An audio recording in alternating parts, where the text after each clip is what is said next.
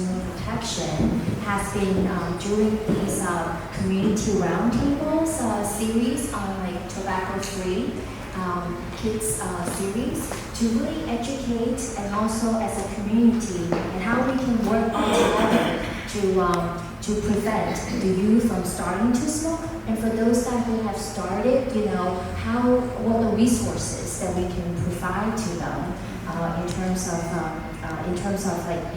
how to get rid of the addiction. And also, we'd like to share with you if you see any businesses are selling flavored tobacco in the DC area or selling any electronic smoking devices at the quarter mile of the middle or high school, what you can do to submit complaints to our agency at DLCP.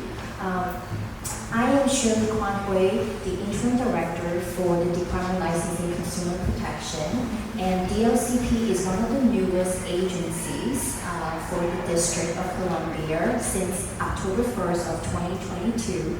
And our mission is to protect the economic interests of the residents, businesses, visitors of District Columbia, and we do this by licensing, regulating businesses, investigating and enforcing the Consumer Protection Procedures Act.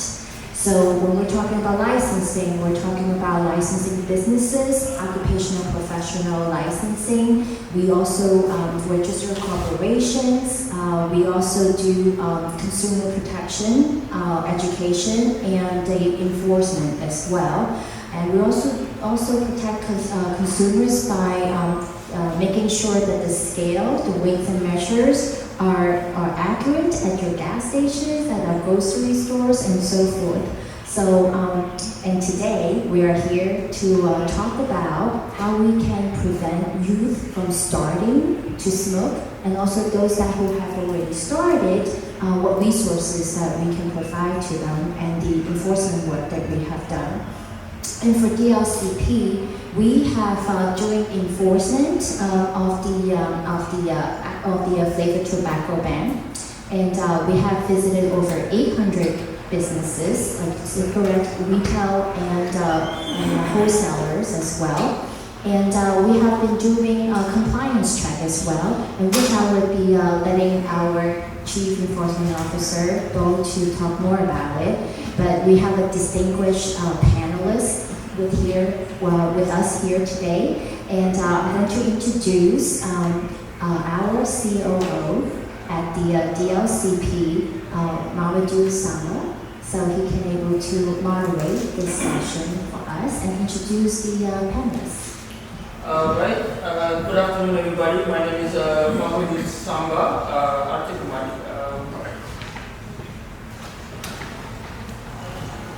Good afternoon, everybody. My name is Mamadou Samba. I'm the Chief Operating Officer at DLCP, and I'd like to thank our director for joining us today. And so, again, I think we've done this, 5 times already?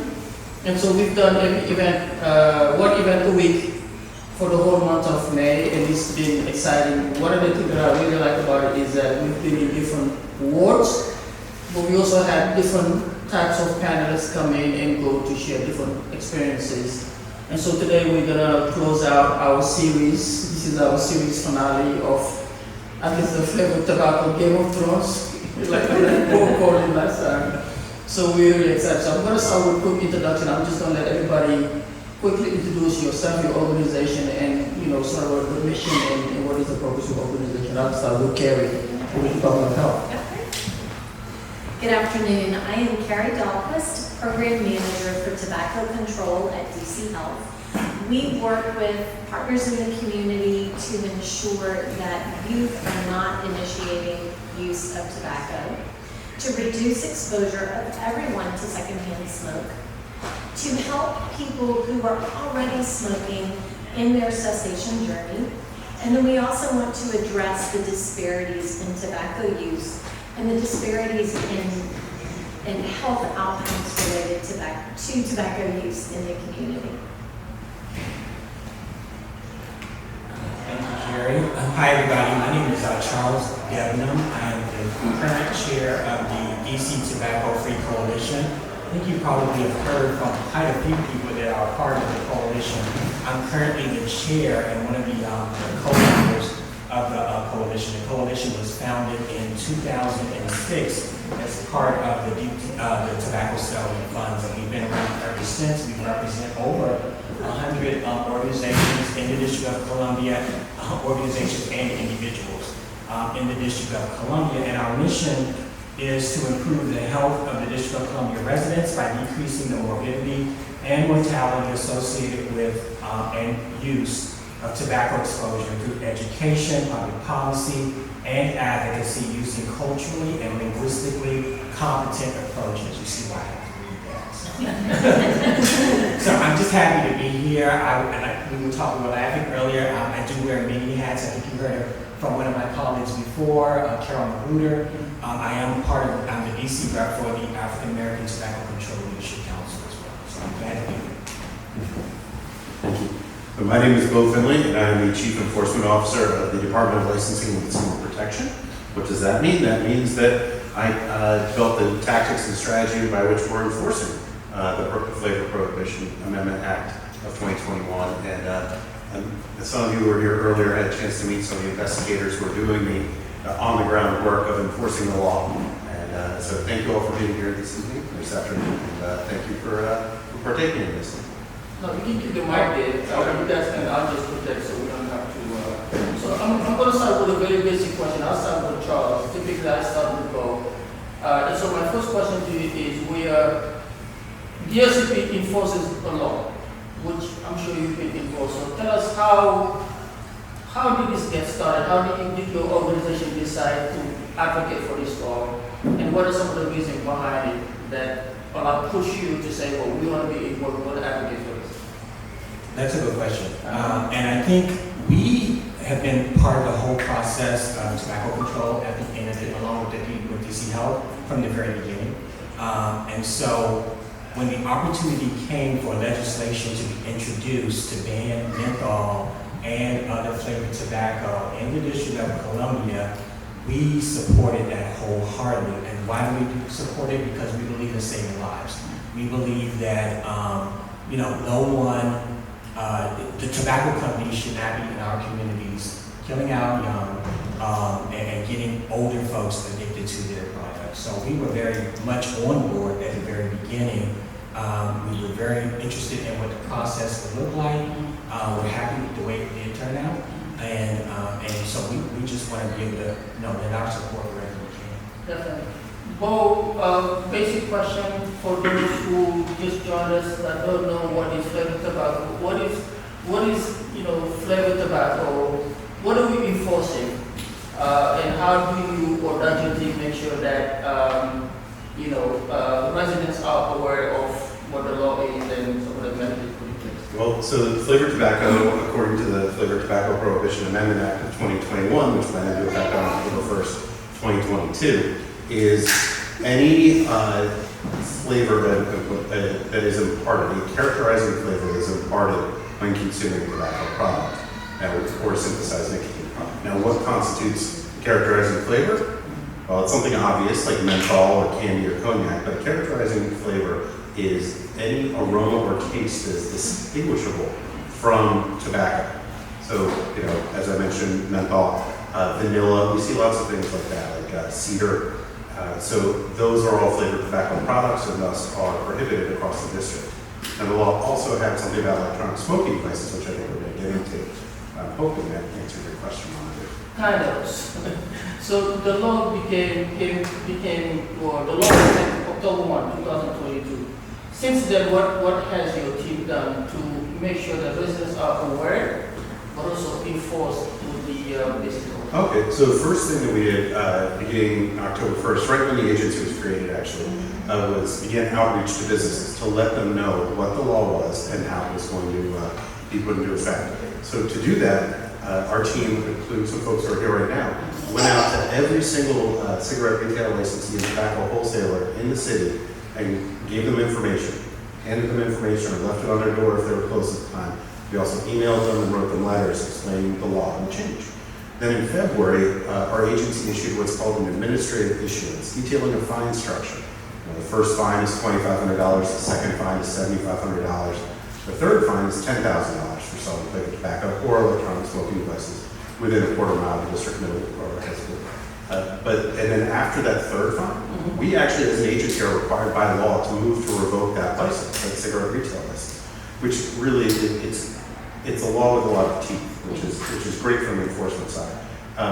So we've done these visits. We did 838 visits to let folks know about what the law is. And since the administrative issuance came out with that fine structure, we've done another 567 visits. So that totals up to, I believe, right below 1,400 or so, maybe a little above. And we've seen a massive change in what's available on the shelves thanks to this work. Once you revoke a license, for example, what do they have to do to get like a license? Do they have to sit out for a year? What is the process for? That's a great question. I don't have the answer to. I know that we move to revocation, but since we have not yet, I have not had to consider what happens after that. Director, you want to For each business that will get their license revoked, there is due process, so they can able to go through the appeal process to do it that way. And to kind of like echo what Bo said, so our agency, especially a lot of investigators that will also be part of today's finale event here, have done an excellent job in terms of outreaching, and also enforcing the law. And like both said, we're seeing a lot of significance of increase of businesses coming to compliance. I think that the stats that we have, and correct me if I'm wrong, that we were seeing like 52% of compliance rate when we first started going out, but now we're seeing like around like 88%. That's an increase of like 36% of compliance rate because of the efforts that our agency have done, and also the partners that we have here, and even us doing this community roundtables, with all this awareness, that's what it helped, to do this. And for those businesses who are watching this, I wanted to personally thank all of you who are in compliance with the law, because by you complying with this law, you are saving lives, and you are also part of the community ecosystem that are supporting your community to be healthy, better, especially with the Mayor Bowser's, her DC Compact Plan. It's not just about, we are just trying to be back to where we were, but actually better and healthier and stronger than before. So that's what we want to do. And like Mayor Bowser said also, reducing the use of the tobacco use is to also addressing the health equity that we have. And the tobacco industry have been targeting community of colors and LGBTQs communities, especially on our youth, right? Because according to CDC, 9 out of 10 of adults who started smoking before the age of 18. So we're talking about prevention is the key. So I'm sure that the panelists can talk more about if they have started, what kind of resources are there to help them. No, that's a good question. I was going to Carrie here about the health impacts, first of all. And number two, I know addiction is something that we talk about. What are the resources available within the Department of Health that residents, parents can take advantage of to ensure that we stem the curve here? So, and you're a two-part question. So first part, what are the effects of tobacco? How does it affect you? How does it affect the people around you? We've known ever since the Surgeon General released his report in 1964 that tobacco use is detrimental to our health. It is linked not only to lung cancer, but also colorectal cancer, kidney cancer, cancer of the mouth and throat, and several others as well, cervical cancer. It also is linked to diabetes, it is linked to cardiovascular disease, but it's also linked to issues like emphysema, chronic obstructive pulmonary disease, COPD. We hear that a lot on TV, pharmaceutical ads, COPD. If you are smoking around other people who might have asthma, you're putting them at risk as well. And Just because you don't smoke, if someone around you is smoking, it increases your risk for all of those conditions I spoke about previously. In terms of if you're already smoking and you want to quit, we know that about 2/3 to 3/4 of people who smoke in the district have tried over the last 12 months to quit smoking for at least one day. So the desire is there, and it's really hard to quit because nicotine is very addictive. DC Health offers to residents in the community a service called DC Quit Now. We used to just call it DC Quit Line, but we wanted to get fancy. So someone can access this service that is free, no cost to residents, for one-on-one counseling, group counseling, text messaging support. They have a web dashboard where you can go for information. And they also offer nicotine replacement therapy for up to 12 weeks, again, at no cost. You can access this by calling 1-800-QUIT-NOW. Do you remember the number, Charles? You asked them that question. It's always 1-800-QUIT-NOW. I do have some quick cards outside, so if you want to grab some, please do. But you can also go online to dcquitnow.org. Okay, we'll make sure people are aware. No, Charles, go ahead. Can I just add one? No, please, go ahead. In addition to what Carrie was mentioning, there are like not tons, but there are a number of community programs that do exist, and some are funded through DC Health. In addition, when COVID, Led by people like Charles. Yes. I was going to mention that even during COVID, we were still out there helping people who wanted to quit by offering cessation classes virtually. So you didn't even have to leave your home.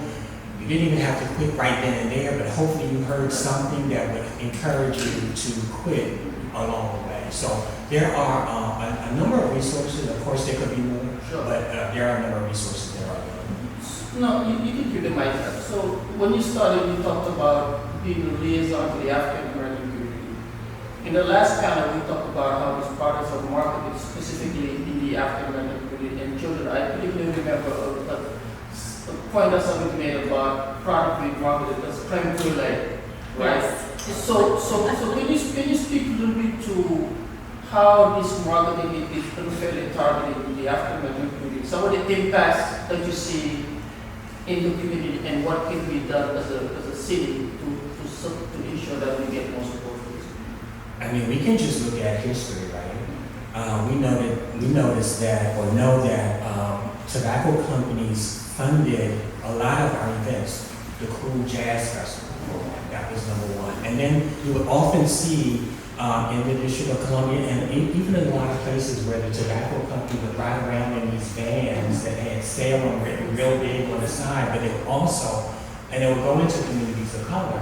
They would sit out and pass out cigarettes. You buy a pack, you get a pack free, or buy a pack, get 2 packs free, or you buy a number of packs of cigarettes and you turn in cartons or packs, you get a free hat or a t-shirt. Things like that. And even in our magazines and our publications like Jet magazine, you see people smoking, like, you know, a very famous model that I referred to, Iman. She was the Virginia Slims person, right, that you would see smoking. So there were a number of ways that the tobacco company used the African American community and other communities of color to publicize their product and to get people So everything that Charles said, yes, yes, yes, and yes. Some studies have shown, particularly in the District of Columbia, communities where there is a lower overall income are 10 times more likely to have tobacco advertising in their community than the areas of the city with higher incomes. This is just part of that targeting that we see. And on top of that, too, Gary, in those same. We can go back and forth. In addition to that, Carrie was talking about the advertisement.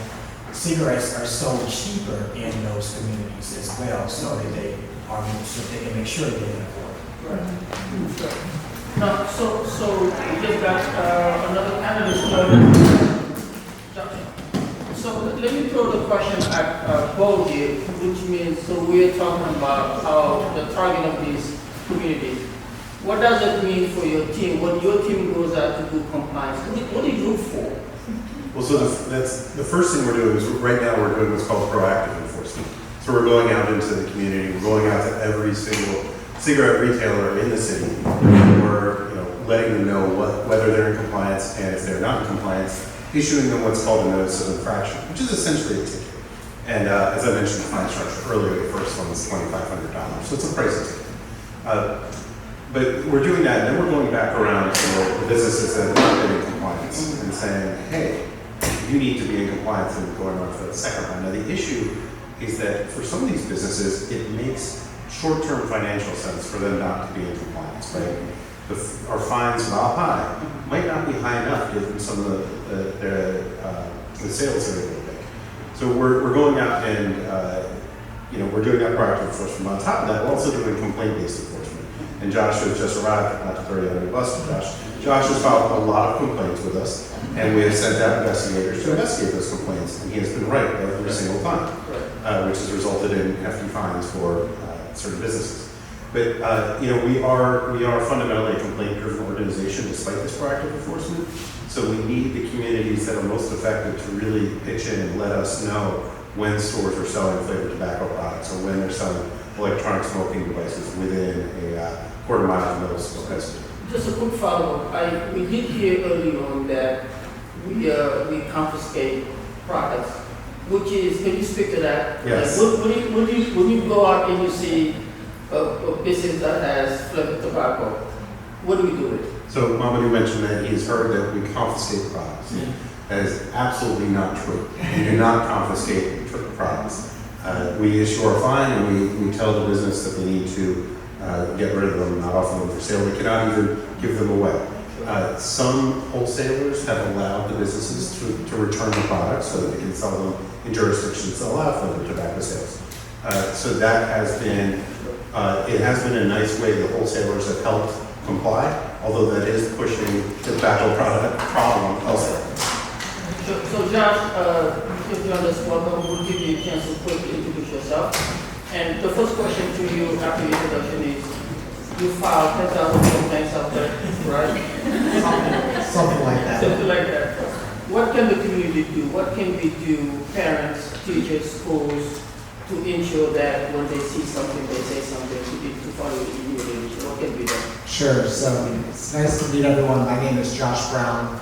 I serve as the policy chair for the DC Tobacco Free Coalition, and I have not filed 10,000 complaints. But when I am walking around my neighborhood and I do see shops that are selling illegal flavored tobacco products, I take out my phone, snap a few pictures, fill out the form, and make sure that someone from Bo's team can go out and see if indeed flavored tobacco products are being sold. How long does it take you to file one of those complaints? About 2 minutes. So it's a really quick process. Now, I have a lot of information. I know that about these forms, I know how easy it is to fill it out. I want to encourage, which I know Bo and his team are doing as much as possible, the agency and everyone here today to let other people in their communities know. It's going to take every one of us to make sure that we get these products off the market. Particularly, there are a lot of communities out there that have neighborhood stores that are not registered to sell tobacco products in the District of Columbia. So all that DLCP is doing outreach to right now are just retailers that have license to sell tobacco products. But we all know there are hookah lounges and there are other retailers that are selling tobacco products and they are not allowed to do so. And many of them are selling flavored tobacco products. And it's the only way this agency can know that this is going on is if members of the community speak up, fill out the form, and allow an investigator to go out there. What shortcomings are you seeing from our side? Sure. Are you seeing us not reaching out to these places quick enough, fast enough? What do you think? So I will say this. the speed and depth in which the agency has reached out and visited businesses has far exceeded the expectations of the DC Tobacco Free Coalition. It was a slow start for sure, but it has been something that we have been extremely impressed for, and Bo, you and your team deserve a lot of props for that. That being said, did have a member of our coalition reach out to me the other week saying, hey, I submitted a complaint. The investigator reached out to me and said that because this wasn't within a quarter mile of a school, there was nothing I can do. When the law clearly stipulates that flavored tobacco products cannot be sold anywhere in the District of Columbia. So I know Bo and his team are continually doing trainings to make sure they're up to speed with the full extent of the law. It's not easy to memorize all the laws that you have to go out and enforce on a day-to-day basis. And I know that each time an investigator goes out for flavored tobacco, they're going to know even more about the law and be able to catch some of these products that are out there. And we know that the industry, they've done in other states. I would not be surprised if they do it here. They're putting out products that they claim are not in violation of the law, but are packaged almost identical and are aiming to get around similar laws that we have in other jurisdictions. And they actually say no menthol, right? Correct. They say not menthol on them, but they have the taste and flavor of menthol. So But shouldn't the law go further if something is not, like, some of these products are marketed as mango? And shouldn't the law say if it's not mango, and if it's not mango, then it should be banned, and so that should reduce the number of products that are marketed as a product that's not that product? I'm not. yes, the good news is our law is pretty broad. If it has a flavor, if it has a taste, it is covered. So it's not like you can just say, oh no, it's mango strawberry rather than just mango, so therefore Right. it's kosher. No. If you are selling products that are aimed at hooking our kids in the District of Columbia, aimed at hooking priority populations, communities of culture, the LGBTQ+ population, we put this law in place to make sure those products come off the shelves. Because the goal here is to reduce the tobacco use rate in the District of Columbia, to prevent our kids from ever being hooked in the first place. If we are able to do that, we are not only going to save hundreds and hundreds and hundreds of lives, but we are going to save hundreds of millions of dollars in DC government taxpayer dollars. Okay, what you process? I wanted to add a little bit of something to that. And this is a conversation we've all had. There are resource constraints and limitations to what Bo and his team are able to do. And this is why it's so important for us to share with the community the role that the community can play in making sure this law is enforced. And it gives people an opportunity to advocate for themselves and to advocate for their communities. And it's not just submitting, taking those 2 minutes to submit that complaint on the DLCP website. It's taking a minute to tell the business owner where you shop who doesn't have flavored products to say thank you for being compliant with the law. I really appreciate that because it shows you care about your customers and about our community.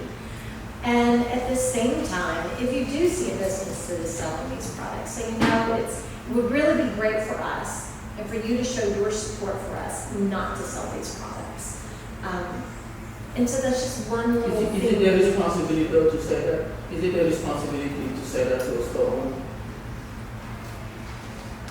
It's not, I wouldn't say responsibility, but it's an important gesture. I think it's a part that we all play in living in a community together. Especially It takes a village, we all have to look out for each other. Well, and especially if you're talking about a community store, a lot of these community stores are known, right? They know the children, they know the people in the neighborhood. So, a thank you goes a long way. So, Sure.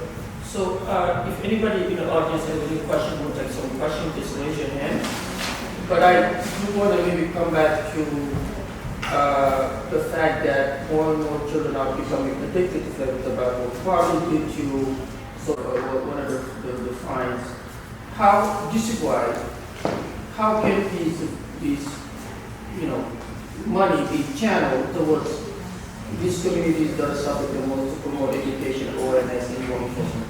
Right, so what you reference is the Jewel settlement, kind of the term.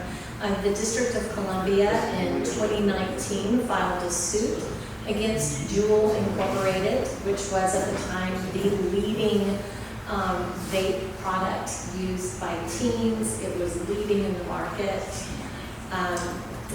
Recently, DC joined with 5 other jurisdictions to settle with Jewel on this case. And DC is awarded 15-point-something million that will be distributed over several years.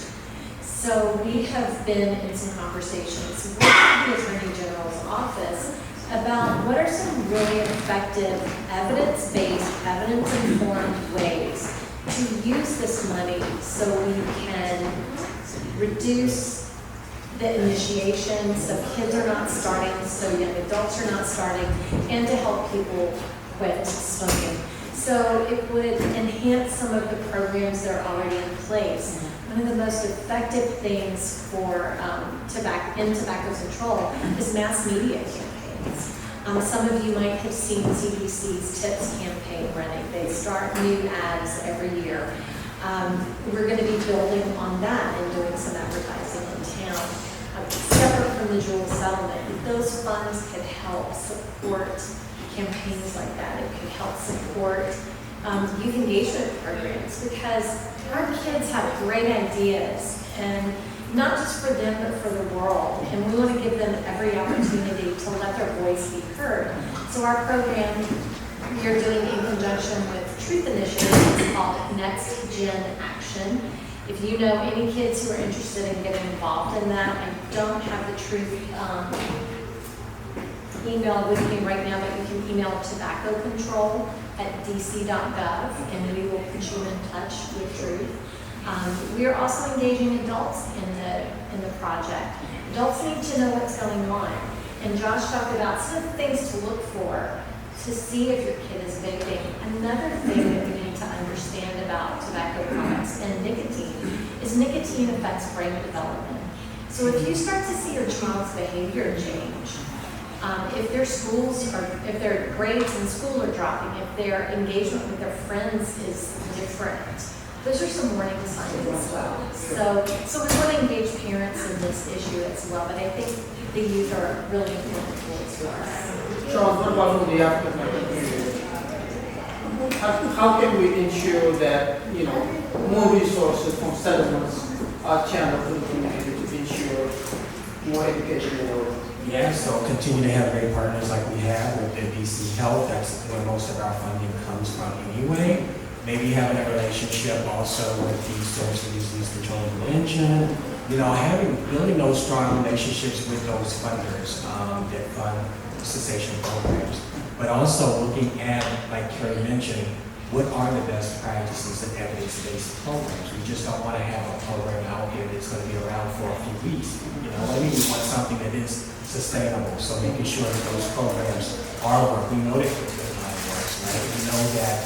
We also know through the focus groups that some folks prefer to be in a group setting. So making sure that those resources are available in the African American community. And I have to admit too, or just put out there, is that I'm an ex-smoker.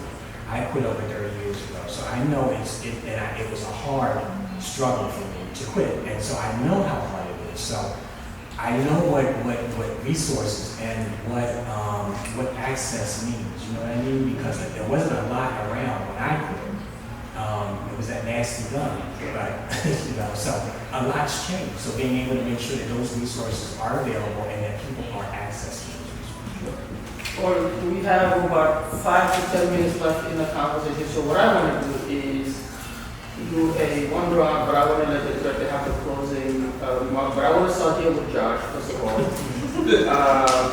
I know you came there, so I'll let you add to anything you want to add. But I also want you to project and sort of let us know, like, where do we go from here? Like, in the next 5 years, what do we want to see if we have this conversation again? So thank you, Mamadou. Thank you, Director. Thank you, Bo, and everyone that put these community roundtables together. This is really important that they are engaged in the community.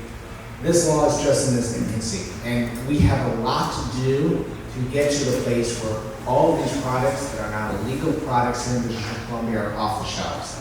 So it is going to take time, and it's going to take all of us doing our part to make this a reality. The agency cannot do it alone. We have to partner as members of the community with them. But we are so really grateful to DC Tobacco Free Coalition that all that DLCP is doing to enforce this law to the best of their ability and protect our kids. This is, at the end of the day, about the health of our kids, and DLCP is working really hard to enforce this law to the really strong, determined way. So, Director, really thank you so much for putting so many resources into this and really working hard to protect kids here in the District of Columbia. I'm not gonna follow that. When I think about the next 5 years to build on that, what I would like to see get us to that point, I mean, I would love to see in 5 years no tobacco products being sold in the district. But in order to get us there, I would love to see more people in the community getting involved. If you have an idea for a program, come to us, come to Charles, join the coalition, talk to me, talk to any of us, and say, look, we've got a great idea, help us build this. I think it's continuing to have these events and listening to people and what their needs are, what they want to see, and how we can work together to get to a healthier DC. We've done so many things great in the district. Overall, we have a lower smoking prevalence rate than the nation, but when we start to tease that out and look at smoking rates in different populations, it's not so good. And we don't want anyone to be left behind. So that's what we want to work towards in the next 5 years. There are some economic impacts which would you even touch on, right? Yes.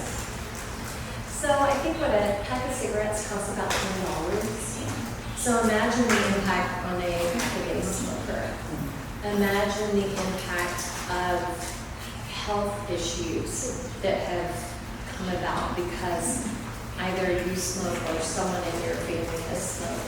And it's not about placing blame or you shouldn't do this. It's the environment. It's where we live. It's the messages we're given.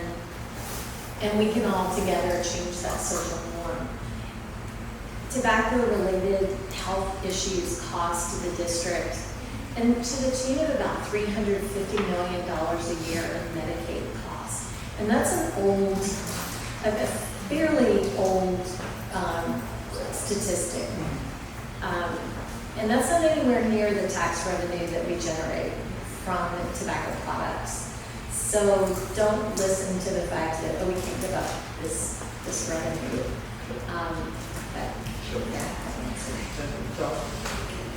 Thank you. And I'm going to piggyback on what Carol. You can call me Carol. I am honored. I meant to say Josh. Thank you.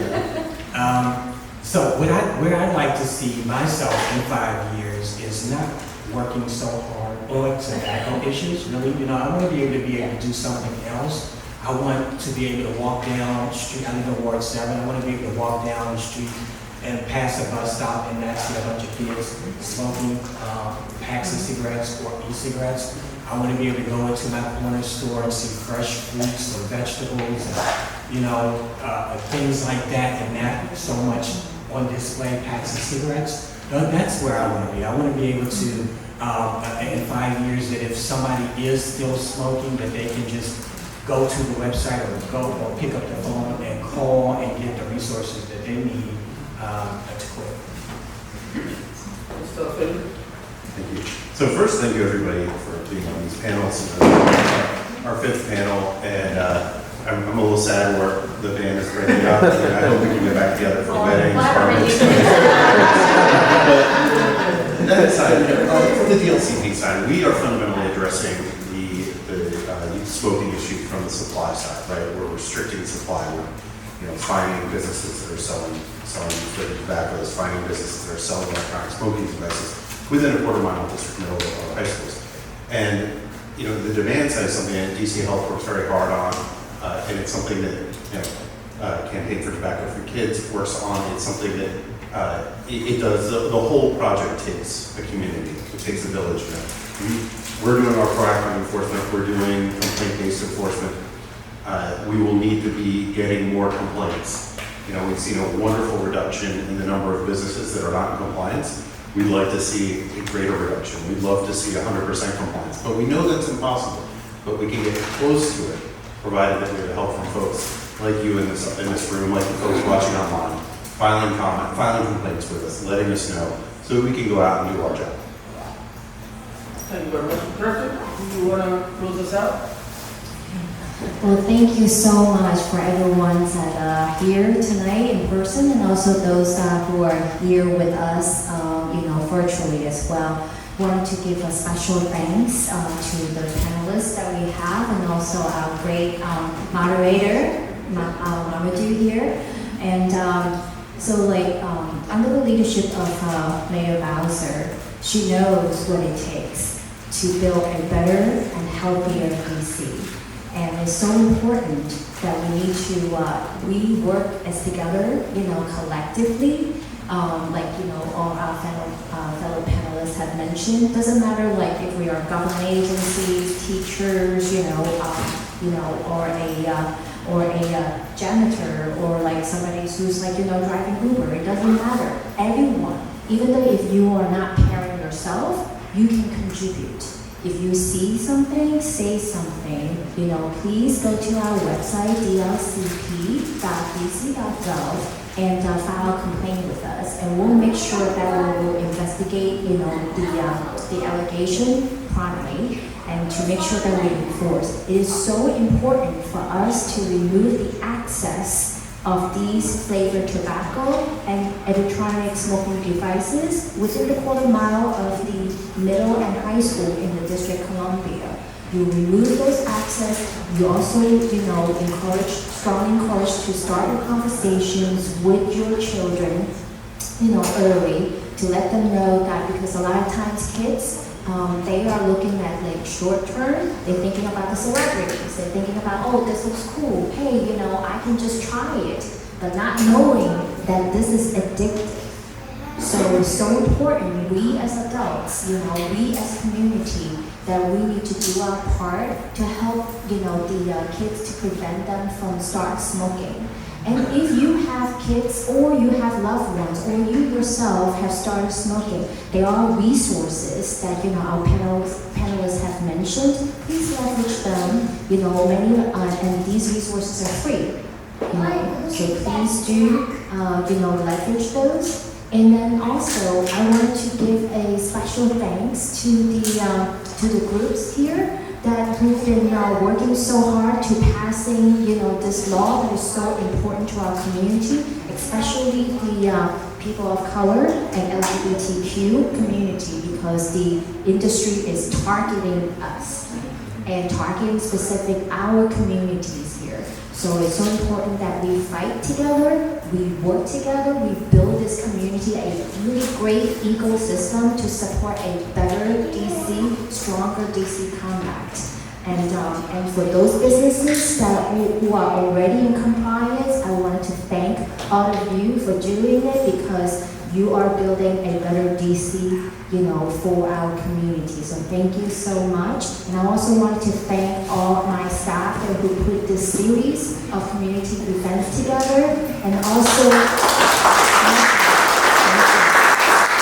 and also our investigators who work tirelessly day in and day out, going out to the communities and educating and enforcing the law. So thank you so much, everyone. Thank you very much. Thank you very much. I also want to thank the team for doing a wonderful job. Charles, Thomas, Jamisha, all of our account managers, Paul, Ronald, Oliver, there's a couple people out there, but overall, thank you really for the entire team. I don't know how I ended up being a moderator for this, but I really enjoyed being a so I want to thank everybody for joining us. Thank you so much.